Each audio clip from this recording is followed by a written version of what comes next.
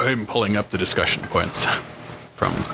We're almost to double digits, fellas. Episode number 9, Between Two Sheets. Nolan Axton, Clay Feldner, and Wesley Mason here with you on an early Sunday morning. Early for me on a Sunday morning, at least. I'm usually like a sleep in till 10:45, 11 o'clock kind of guy. Clay got up a little early. He was a little moody when he showed up to the club. You want to talk about that? No. Still moody then? Good episode last week, fellas. That was great. I got a lot. First time I've gotten positive feedback. The first time I've gotten feedback. The first time we've gotten feedback, yeah. I was going to say. Kind of like us saying we're the number one curling podcast, right? It's just feedback. Yeah, now we're also the number one curling history podcast. Yes, there we go. Wear many hats around here at the Minot Curling Club. Big week coming up, too, for the club. We got Winterfest in the countdown there, the final few days before, what is it, the 7th annual kicks off? That sounds right. That does sound right. I think it's 7th, yeah. I think I saw it on the sign when I drove in this morning. Clay, any spots open for that? I think there's 2 spots right now, maybe 3. So 17, 18 teams have signed up, a couple of spots left. If you haven't put your team in, make sure you hop on the website, click on the link, and get that done. And then today we got a better looking crowd than we usually have, I would say. I mean, okay. Yeah. Well, everyone's always. Why don't you introduce our guests? Introduce our guests then. We got the ladies from Curl for the Cure here. Ladies, can you introduce yourselves for us? Sarah Thorson. Brittany Tachak. Kit Christensen. All right, thank you. If we ever may have butchered your names on this podcast before, we apologize. So, Sorry. Yeah. Thanks for stopping in this morning. Kind of a busy upcoming month for you guys, too. Can you tell us a little bit about what you got going on in the coming month here?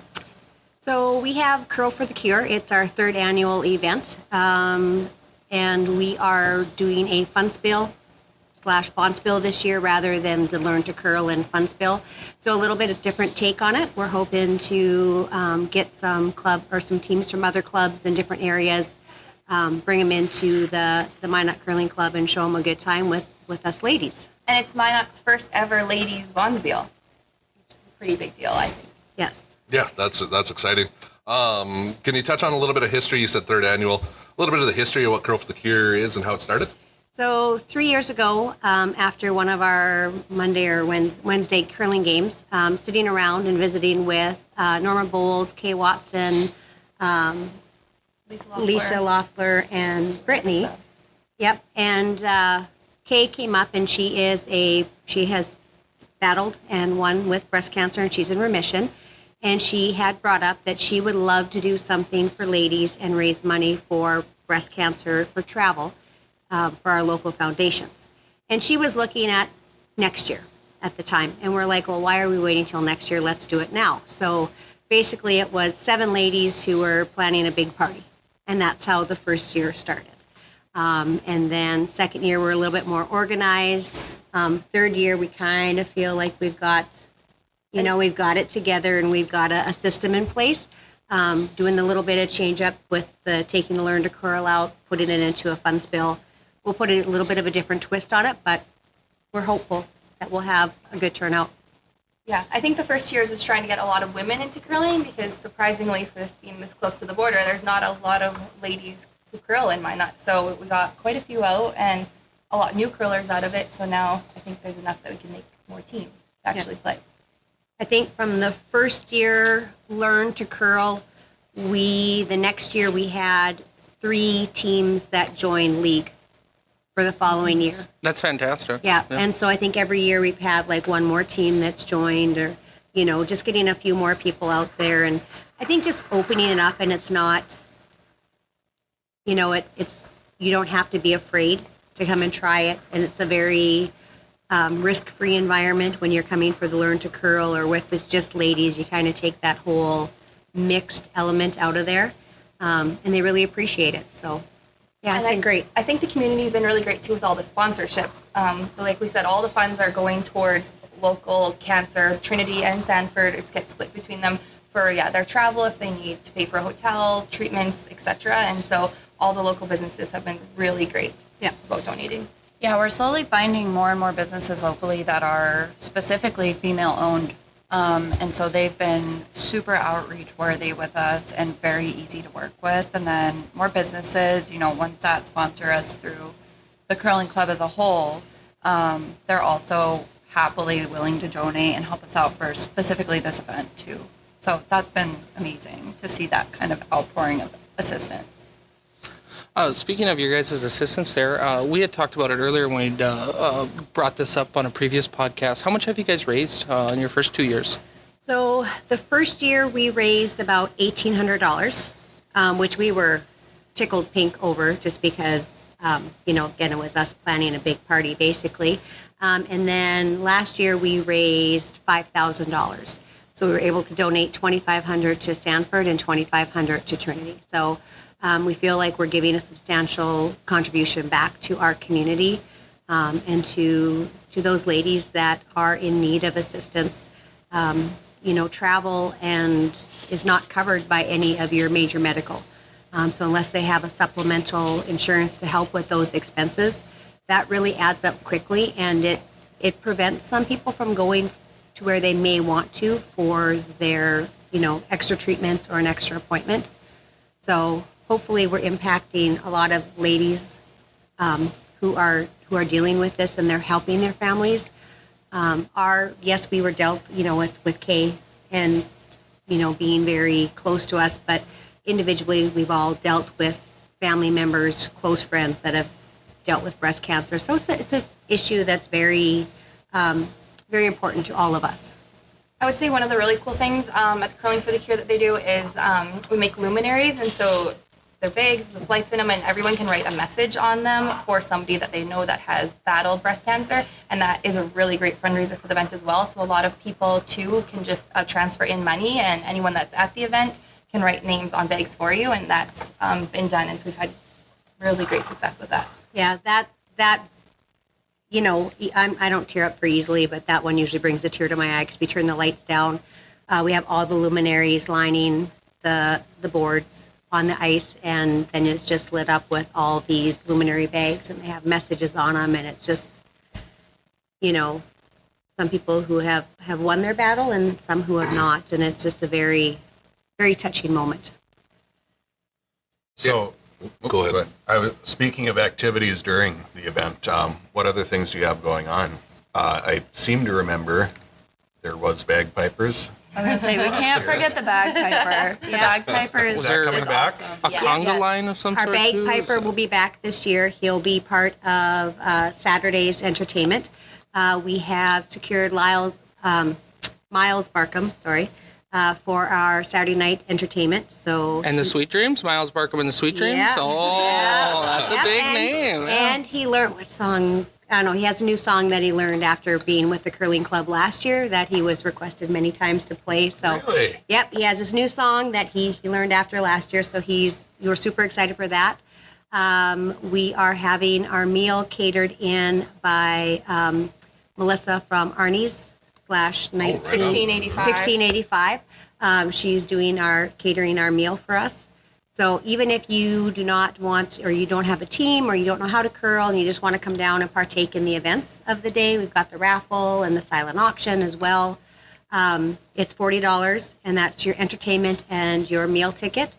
Come down, have fun, partake in just some great friendship, just a great evening all the way around. We do have some of our local ladies from the Bridge Club that will come down, and they will play bridge during the day. They have a ball when they're here, so we usually set them up in one of the areas, and yeah. If somebody wanted to curl in it, is it still $40 to curl? Does that cover both, or is the $40 just for coming in and participating in the entertainment and food? To curl, it's $200 per team, Okay. and that gets you, again, your meal. You have a beverage token with that, and then the top 2 teams from Pool A and Pool B will also get a prize. So really, $10 more a person. Like, so if you wanted to curl, it would $50 individually. And then that gives you your 3 games, your 3 guaranteed games to play. So speaking of teams then, so if somebody, because it's a women's only event and our leagues here are mixed, if a girl wants to join and she doesn't have a full team, are you doing a setup where you'll match players together? Yes, we're asking for them to, I think it's Contact Kit or any of us? Yeah, one of the three of us, I think, I've got whose names are, if you go to the website or Facebook page, it'll have the contact information. And then just let us know that you know, there's one of you, there's two of you, there's three of you, you know, and then we'll match teams up together that way. Yeah, we're really hoping to get all the lady members of the curling club out, so we're happy to make teams. And that's going to require some people to kind of reach outside their comfort zone too. But that's a big part of this event, is getting people together that maybe wouldn't normally hang out or be on a team together, get to meet some new people, or get to know people that you may just see from time to time at the club. So a lot of our teams just have one or two ladies on them. There aren't a lot of full ladies teams, so we're really going to have to reach out and work hard and kind of match some people up and hopefully create a lot more teams than we were expecting. And I think that's a great thing about the curling club that a lot of people don't know is it's just a great community. And so if you're not from here, like I'm from Canada, and you come here and you feel like you're at home. Just everyone is so friendly, and it's just a really great place to come. And another thing for the event is we're doing a St. Patrick's Day theme on the Saturday. So everyone is encouraged to dress up in their best attire and Pink and green. Beverages. All right. Speaking of the Saturday there, what is the time frame for the event? It starts on a Friday night and it runs through Saturday evening. Are you guys going into Sunday at all? Sunday will depend on what we have for teams. Okay, so that's dependent on Yeah. registration. Okay. And you mentioned a little bit of a format change this year. What kind of format are you guys looking to do as far as the games and the structure of the bracket? So we'll have two, Pool A, Pool B. You'll be guaranteed 3 games with 6 ends each. We'll start Friday right around 5 is what we kind of figured for our first game. So we'll do two games on Friday, and then we'll start Saturday morning at 8. Any experience required if you have a friend who wants to try it out?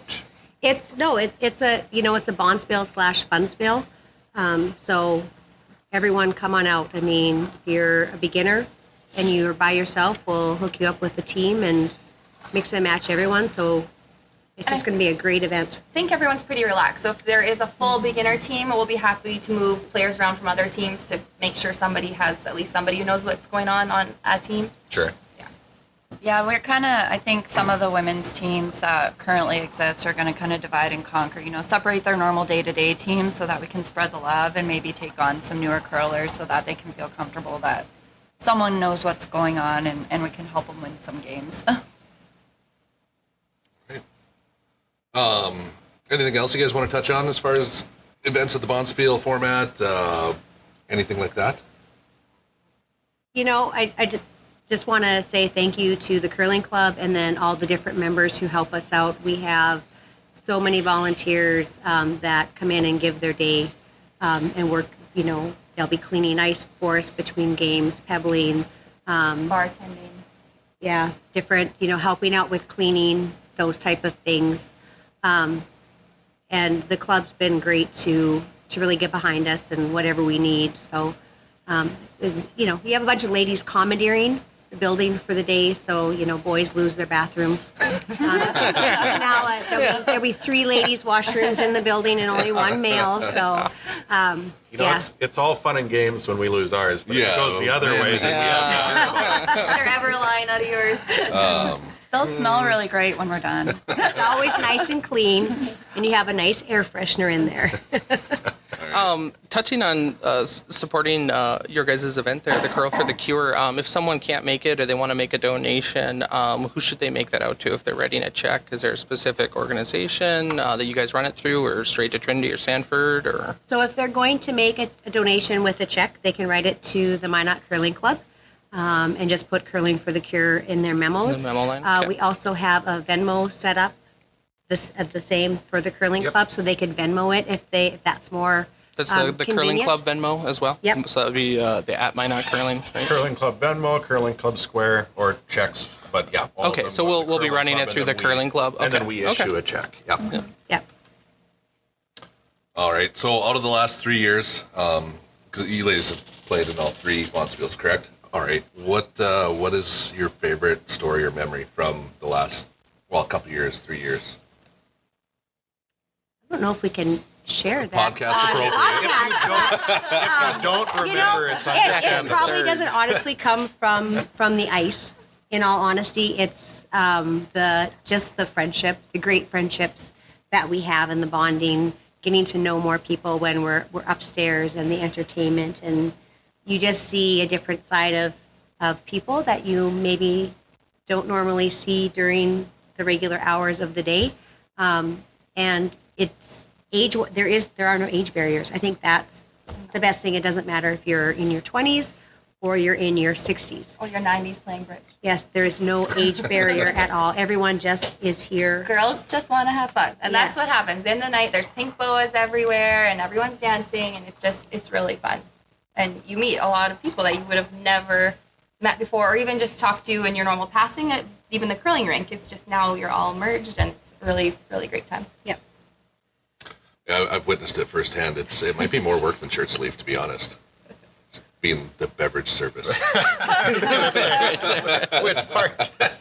We have fun. We like to have a good time. Nicer clientele, though. Yeah. Oh, yeah. A little friendlier. A little Yeah. friendlier. Yeah, great event for a great cause, and it sounds like it's an absolutely great time to just come down, meet new people, hang out with the same old people. Either way, it's a good time. How we doing on time, Wes? We're doing great on time. I was going to suggest here, if you guys don't mind, since we have you on the podcast and we've gotten through our Curl for the Cure updates, I would really like to hear your guys' experience getting started with curling, and what that's been like. Again, from the female perspective, being a very small minority at our club, I would bet less than 10% of our members are women, something around there. So I think if we have time and the opportunity, you're willing to speak on it. But I would There has think to we're be more more than than that. 10%. You are? I Okay. think so. I was looking over the registration a I was year gonna say before, a and I good- was thinking like 15, 10, but There's a lot I on don't know. Mondays. I was going to say We're about getting- a third. Monday's pretty heavy, I yeah. was gonna- This Monday is? event Okay, brings that's great. more. That's great. See, I just curled like the Tuesday night and then the military league, and my military league is pretty skewed Military too. is That one's skewed, one's but- tough. But I would say for the past few years, even, there's a lot more lady curlers than before. But yeah, I grew up in Canada, so I grew up curling, grew up in a curling rink with my parents curling, and so but then going through university, you kind of step away. And so once we moved here, I didn't know anyone at all. And you kind of feel pretty isolated. And then through my husband's work friends, he's like, oh, so-and-so needs a team member. Would you want to play? I'm like, yes. And then you come, and it's literally just like you're at home, and it's so welcoming. And so for me, it's just a great experience to get back on the rink. Yep. So same thing. I grew up in northern Saskatchewan, so a great portion of your winter is spent at the curling rink or the skating rink. But then when I graduated high school many, many, many years ago, came here to college, and I just haven't had the opportunity to get back into it. When I graduated, we moved to Garrison, so obviously there's no curling rink in Garrison, and just busy running with my kids. And so 3 years ago, found myself where I had finally a free evening. Wednesday nights were free in my world, and I was like, okay, I'm going to go crazy sitting at home. I'm not a idle person. So put it out there on, Facebook land, like, hey, I'm looking for four more people who wants to curl with me. And really got together quite an eclectic team that first year. And then, yeah, I've just been back into it and met some great friends, friendships that have just been irreplaceable to me and meant so much. And I've been really impressed by the welcoming of the curling club. It is, majority of it is males, and so sometimes walking into that as a female, it can be like, what's the tone going to be? And it's Wes not- changing in the middle of the locker room in front of everybody. I have walked in on We all that, grow, yeah, you don't know until it gets pointed out to you. Wes may not be the only one who just likes to drop their pants in the dressing room, even though it's really it's a Dressing locker room, room. not a dressing room. That's something we can maybe address later. Maybe we can have a designated curtain I change did area. tell you Like, I to leave don't, the plastic thing up from your wedding. Yeah, again, that would have got left up, but the kids ripped it down immediately. I don't know if Yes, some of actually- the men in the club are hoping that goes both Yeah. ways or what, but yeah, we maybe need to address that. It's been about, I don't know, 50 years here, and it hasn't gone both ways, so we can probably give up on that. That dream won't come to It fruition. was actually in Yeah. the plans before the condenser. We were going to do an upstairs remodel here, but the funding kind of dried up pretty quickly. So Yeah, Heidi Super had brought that up a couple of years ago, and we had tentative plans to extend the bathrooms out there for changing rooms, and then change that up in there too. Yeah, so Maybe someday. yeah, maybe someday. after this loan's paid off, I think we're going to be doing an upgrade upstairs here. Be nice. Kit, what about you? Mine is not growing up curling. I am not from Canada. I'm not from the north. I'm Darn. from I was really hoping you were because I was like, we got you guys outnumbered today. no, Nope. no. I'm from Wyoming. Born and raised down in Laramie, and so ended up here. Followed my husband, who's an engineer for oil and gas. So got up here, and the first time I curled was at the shirt sleeve. And my Just- Let's just jumping in with both that was. feet. Had you been to the club before, I or had been to the club once and I didn't even curl. Shout out Matt Bosson for teaching some work people how to curl. So I kind of knew what it was, but I never tried it. And then a couple work friends invited my husband and I to curl in the shirt sleeve. And our first match was against Lynn. And we beat him. I don't think he was very happy about it, but it's okay. We've come a long way now, so I don't feel as bad anymore. But we played with the Fossins for our first year. We actually won the city championship, ironically. And then the second year, we played with the Fossins again, and now we feel confident enough that we have our own women's team, and the boys have their own team now. So it's been really fun. It's definitely nice to get away from, the day-to-day work groups and stuff like that, find a different crowd to hang out with, and everyone, again, super welcoming, super fun. Love the bonspiel environments, love just hanging out, having a beer with friends that we know. So do you guys curl on different nights then, the men's and the husbands and the wives team? Is we that, do now because babysitting is expensive.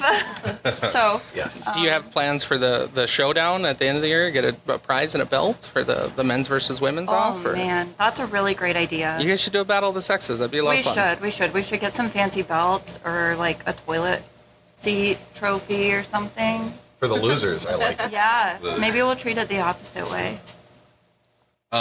So all three kind of from different parts of the world. We got it in Alberta, we got a northern Saskatchewan, we got a Wyoming, learned in North Dakota. What's like some of the weird ways that you were taught to curl or weird things that you learned about curling that Well, everyone here throws the terms the wrong way. 100% they do. Yeah. Yes, Thanks, Wes. Throw the I right don't way. know, like Brittany and I think that we do it the normal way. And then Kit comes in, subs for your team, and teaches your whole team to throw the wrong way. No, yeah. I'm Team Wes. But yeah, if you learned, me and Matt learned to curl in the same place. So and Jesse too. Yeah. So you need to learn the Minnesota way. I think Yeah. Minnesota is a special place. Yes. It is. I think there's just little things that are different that, Yeah. I think growing up in Canada, too, like curling, it's curling. And so I think maybe even etiquette is just a lot different and maybe more serious, which maybe is something we could work on here, too. But yeah. that's I different. mean, serious, but it's an ingrained, it's just the normal. Like Yeah. there are certain etiquettes that are just normal. You're having fun. Whereas it seems like sometimes You guys don't have a sweepers powwow at the hog line every time between shots up in Saskatchewan? Well, we No, went to 8 ends up there, so there's That's too time long. commitment. gosh, can you imagine what time second draw would get done if we did God. 8 ends? No. Everyone's here till 11. Yeah, you're here till like, I don't get home till like My team is always the 10:45. last one off the ice, no matter what the way it is. You mentioned etiquettes, so we did a pet peeve episode back when we first got this going. Yeah. That might have been That's what I was thinking of when you Okay. asked the question. What's the number one pet Yeah, peeve? what's your pet Other peeves than then? people Other than- changing in the locker rooms. Yeah, we've I covered wouldn't say that was a pet peeve. Dressing? No, locker. Yeah. Fair. Mine, probably my number 1 to pet peeve is the whole team in the house while the end's still going on. So we were groomed that it is the third and the fourth are the only two that are to be past the hog line. And then the thirds make the call on the rocks that are counting as pointers. So, And That's- hang the score. and hang the score. Told ya.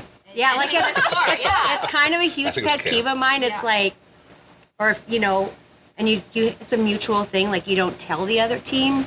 Like you look at it and you're very polite, like Canadian polite, I don't know, about, okay, is that what you see? I see that. Okay, we're going to go with 2, and that's for yellow. I mean, that's one thing that's a lot different.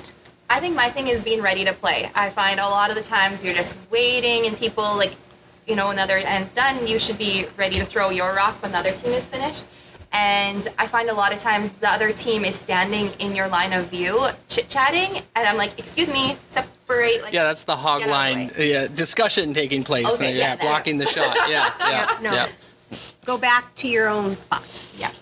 Kit, let me guess. Yours is getting lectured on etiquette.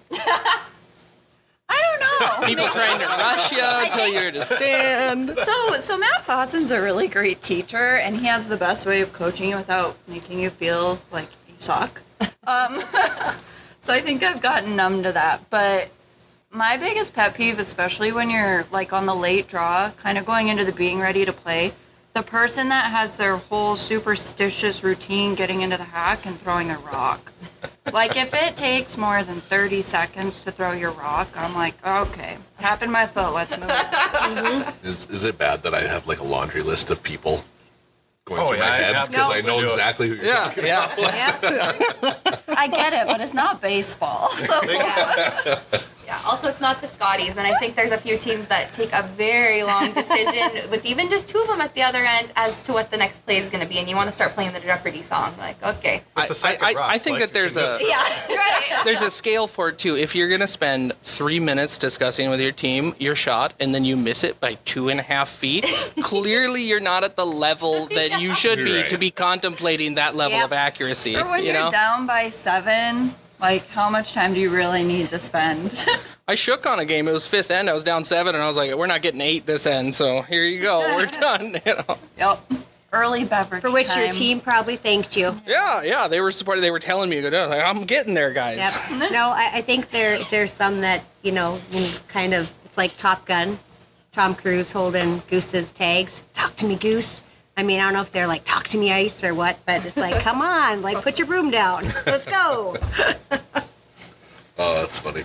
All right. Well, we're at 27 here. I think if we got Yeah. a couple last questions to end on, or what are we gonna do? You guys got anything else? I don't think so. I think I've asked everything I what do you- typically ask. Sorry, I would just like to say if there's anyone else listening out in the community who would like to donate cash or raffle prizes or anything like that to Curling for the Cure, we're always open to more monies and donations and all the things. I don't know if we asked that. Is there any sort of specific raffles, or is it just like Are you guys door doing a prize? silent auction? We could drop off different items that are in good condition and have some value. Okay. Yep. So we usually wait until we have all our donations, and then we kind of go through that and decide what's going to be silent auction and what's going to be a raffle item. Okay. And we might combine a few to make a silent auction. Just kind of depends on what we have.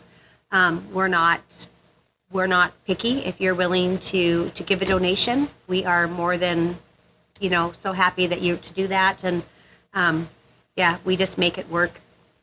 And cash donations are always welcome. Yep. Can they drop them off at the club here, or should they try and contact you guys to arrange somewhere specific? Drop-offs at the club are fine, or contact one of us. Again, we do have a Curling for the Cure Facebook page as well. You can find a link to it on the Curling Club's website. Yep. So we're kind of out there a few different places. All right. All right. Good. Perfect. Well, ladies, thanks for joining us. I think it was kind of a fun episode, learning a little bit about the bonspiel and a little bit about how you guys learn to curl and what irks you on the ice. Thank you for saying bonspiel. I know. That's one of my pet peeves, too. Sorry. I'm learning. Is it a pronunciation, or did you say tournament or Instead something? of Spiel. spiel versus Yeah. spiel. Noted. That's a big thing. Okay, I do it too. Okay. I was like looking for the problem, and I was like, I'm part of it. Okay. Me too, Wes. Me too. I try not to point it out because I feel like a dink when I do it. But good episode. If you have any questions or want any more information, like they said, you can check out the website, the Facebook page. A lot of good links. good stuff there. All the links. Otherwise, I think we're done till next week, where we hit episode 10. You know what? I That's feel big. better now after this podcast. I think I'm finally woken up. I'm gonna go home for a nap. Clay is crabby. All right. Well, until next week. Thank you guys very much. Bye.